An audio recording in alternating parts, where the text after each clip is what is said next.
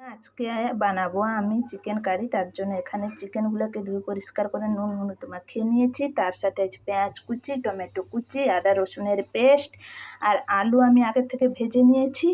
আর এখানে আছে গরম মশলা, তেজপাতা, লবণ, হলুদ, জিরে পাউডার, লঙ্কা পাউডার আর একটু কাশ্মীরি লাল। কড়াইতে তেল দিয়ে দিয়েছি, তেল গরম হয়ে গেছে। আমি চিকেনগুলোকে একটু হালকা করে একটু করে ভেজে নেবো সব। বন্ধুরা, চিকেনের কালার চেঞ্জ হয়ে গেছে। এই অবস্থাতে চিকেনগুলোকে এরপর আমি সরষের তেল কড়াইতে দিয়ে দিয়েছি। তেল ভালো করে গরম হয়ে গেছে। দিয়ে দিব ফোড়নে গরম মশলা আর তেজপাতা। এরপরেই দিয়ে দিব আমি পেঁয়াজ কুচি। এই দেখুন বন্ধুরা, পেঁয়াজ পুরো হয়ে গেছে। এরপর দিয়ে দিব আদা রসুন।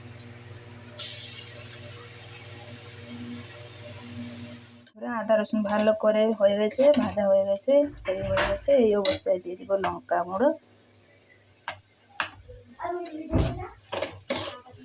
লঙ্কা গুঁড়োটাকে একটু তেলে নেড়ে দিয়ে দিব জল। জল দিয়ে দিব জিরা পাউডার,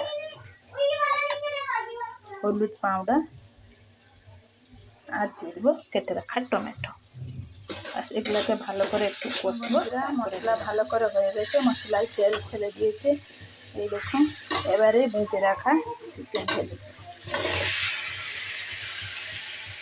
চিকেনগুলোকে ভালো করে কষাবো যতক্ষণ সেদ্ধ না হয়ে যায়। ঢাকা খুলে দেখবো নেড়ে কতটা একটু হচ্ছে। এখনো চিকেন সেদ্ধ হতে অনেকটা টাইম লাগবে। এখন দিয়ে দেবো আলু, ভেজে রাখা আলু। বন্ধুরা, চিকেন একদম ভালো করে হয়ে গেছে। এই দেখো চিকেন থেকে তেল ছেড়ে দিয়েছে, একদম সেদ্ধ হয়ে গেছে। আলুও একদম সেদ্ধ হয়ে গেছে। এখন দিয়ে দেবো জল। আমি অল্প জল দেব। ভালো করে ফুটে গেছে, কালারটা কত সুন্দর এসেছে। জল দিয়ে ভালো করে ফুটিয়ে নিয়েছি, এবারে নামিয়ে নেব। আপনারা চাইলে এরকম একবার বানিয়ে দেখতে পারেন, কেমন লাগে খেতে, খুবই সুন্দর লাগে। বন্ধুরা, আমার চিকেন হয়ে পুরো রেডি হয়ে গেছে। আপনাদের ভালো লাগলে আপনারা একবার বানাবেন।